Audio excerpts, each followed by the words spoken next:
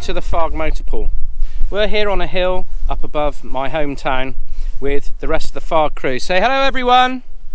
Hello! Okay, we've got a couple of volunteers as well to show us to act as crew members on the ERC.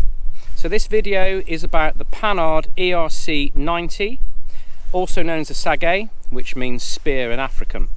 So we're going to have a look around the vehicle, we're going to have a look inside of it, and when the light starts to dim, then we're going to be firing the main armament, and also we'll be looking at the night vision inside of the turret. So join me, we'll go now and we'll have a look around. The ERC90 was a development by Panhard. It had a very successful earlier export, which was called the Panhard AML. The AML also had a 90, and this is the being the Panhard AML 90, that had a 90mm gun. The problem with that particular vehicle was when the gun fired, it rocked alarmingly, and it was quite an unstable gun platform. Therefore, Panhard went back and started to think about designing the next generation of armoured car that they would be able to offer their customers both in South America and in Central Africa. They got down into designing in the 1970s, and at the very end of the 70s they came out with what we were going to look at now, and that is the ERC90. It wasn't adopted by the French army originally, but it did sell very well abroad, especially with Argentina, and also, as I said, about some Central African states. The French army was involved, especially the paratrooper units, in small conflicts, shall we say, in Africa, and there they came up against the fact that they needed to traverse rivers, they needed to use quite narrow, unstable bridges, and they needed to get their task force in quickly by aircraft, mostly by the Hercules.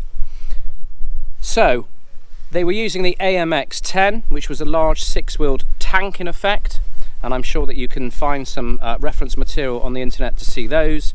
But they needed a smaller vehicle, a lighter vehicle with quite a punch as well, that they could use in these African states, and that was where the Panhard came in. The reason being, it's 2.5 meters in width, so it will go across a standard road bridge. It will also go on a standard rail carriage.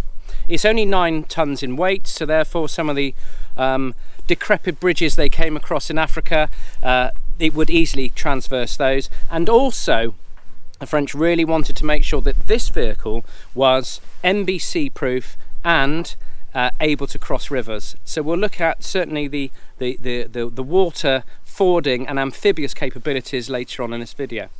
So the two recruits over here are now going to jump into their positions. So off you go, please.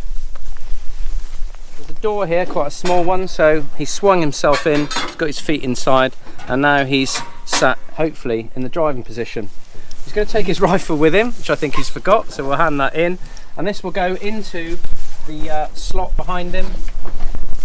The driver, we can see that he's now in his driving position. So there's a steering wheel rather than tillers on this particular vehicle, and you can see the dash in front of him. So the starting sequence for this particular vehicle is to, on the left hand side, there is a switch which turns its first setting, and that lights up the dashboard. The second setting will turn on the extractor fans. The driver will check it's in neutral by waving the gear stick to the left and right, and then he will turn that switch one more turn over and rev the vehicle slightly, and it will start. Okay, what have we got in here? So it's a petrol V6 engine. Some of these petrol engines weren't thought to be powerful enough, so there were some prototypes in which they put 2 V6 petrol engines in, and then they moved over to diesel because it being a safer fuel, and that ended up with a Peugeot XD engine, so 2 of those linked together. So this being an early version, this still has the original petrol engine in it. Okay, let's move further down the vehicle. Unlike the AML that we looked at in an earlier video, what we've got now are 6 wheels. Steering and 2 driving. This middle wheel can actually be lifted. Okay. So what we've done there is we've lifted the middle engine. Now in the middle so what we've done there is we've lifted the middle wheel. Now this wheel doesn't stop driving, it still turns as we move along, but it's not actually in contact with the surface that we're on.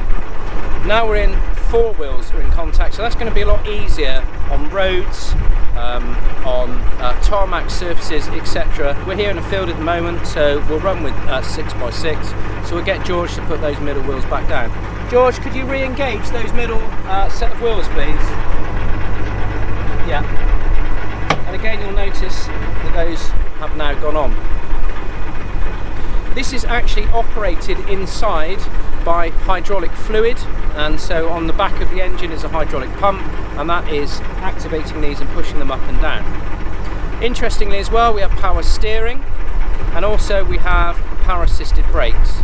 So the whole vehicle is quite a comfortable and relatively easy drive once you've mastered the gearbox, which I think is the one thing that was a great challenge with driving these. So we're going to keep moving down the back. The ERC was initially designed with the idea of it being fully amphibious. In the later production and the later use of the vehicle, those amphibious elements were actually removed, but we happen to have here an early version, so we're going to have a look at how Panhard had designed this vehicle to be fully amphibious, in fact float in the water and move as a boat. The first thing about going into the water is to make sure that we have air getting into our engine that is not contaminated or does not contain water, because water going to an air intake, well, spells disaster. So let's have a look how Panhard got over that. So I'm going to call down one of our volunteers here. Chloe! Hopefully she can hear me. So what we're going to do now is we're going to lift up one of these snorkels that exist on the back of the vehicle, so we can actually, that's where we'll be sucking air into the engine. So Chloe's coming down now. She's opening and lifting the snorkel up, and it gets into the upright position. Now obviously the turret can't rotate now because that snorkel's in place, but this is enough for us to be able to go into deep water for it to start to float, and then down here you'll see that there's a propulsion system, and here we have an impeller that's picking up water over the back of this rear wheel and pumping it through.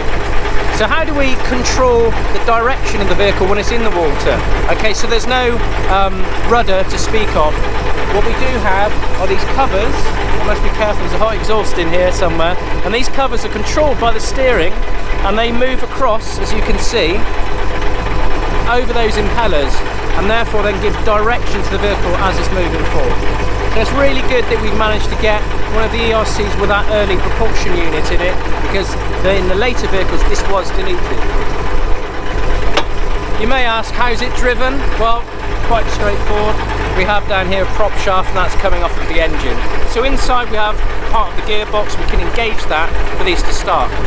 When it goes into the water as well, we've got a bilge pump inside, an electric one, and that will squirt any water out that gets into the hull whilst we're moving along. So we'll get Chloe to close that snorkel down now. Can you close it down, please? There we are, that snorkel's coming back down. The initial turret on the ERC was one taken from the AML90, so that had the smaller turret with a shorter 90mm gun. But this was actually specifically designed for the vehicle, and it's a larger turret. We're going to have a look inside in a moment, and it mounts, well, what you could describe as quite a long gun. The fact is, the longer that barrel is, then the more accurate. So the AML90 was shooting at about 1 kilometre, and was quite inaccurate, probably after 500 metres, but maybe up to 1 kilometre they might make some sort of impression. This one behind me, apparently up to 2 kilometres, and it could still make a kill on a main battle tank, depending on which type of ammunition was fired. At the back we have smoke chargers, so that's very similar to the AML. As we move down the side, we have kit stowage. Something that was really lacking on the earlier Panhards, but now this is accepted to be on the side of the turret. And as we get towards the front, we have the infamous bag here, and this was to hold the camouflage. So that was camouflage netting, that was pulled out really quickly and then lay over the vehicle to disguise it. Moving around to the front, Pioneer tools, a staple of any military vehicle, and of course the ubiquitous jerry can on the side to hold the fuel. Now you may wonder what is inside of these. The actual armour hull is in here, and these are actually sealed steel units to help with flotation. So it looks very wide, and you wonder exactly what's happening in these. These are not storage bins as you've got on the AML. These are actually holding air, so therefore when it enters into the water, then these assist on it floating. We have the night sights, so we're going to be looking through these in a bit. And so these are optical sights that are intensifying existing light and then playing it back to the gunner. Some people have already commented on earlier videos, goodness me Baz, they deactivated this gun very well by drilling so many holes in it. This is actually a sleeve that travels down the outside of the barrel, and the reason for this is when a gun fires, most of the heat is being experienced where the initial charge is, or just in front of it, and also at the very tip of the barrel when the projectile is exiting. So therefore you end up with uneven heat inside of the barrel, and that will eventually affect the way that it fires and how accurate it is. So therefore if we can spread the heat so the entire barrel is of the same temperature, it will continue to be more precise as we continue to use it. So therefore with these holes here, this helps dissipate and spread the heat throughout the full length of the barrel. So I don't know, Ollie, if you just want to go down and we can count how many holes there. It's a very, very long gun, certainly compared to the AML90. There we go. Have you got to the end yet? It's there somewhere. And you will notice that the muzzle brake on the end is very, very similar to the AMX. So that was from the AMX13, the 105. They copied or actually reutilised that muzzle brake on the end of this to assist in reducing the amount of recoil.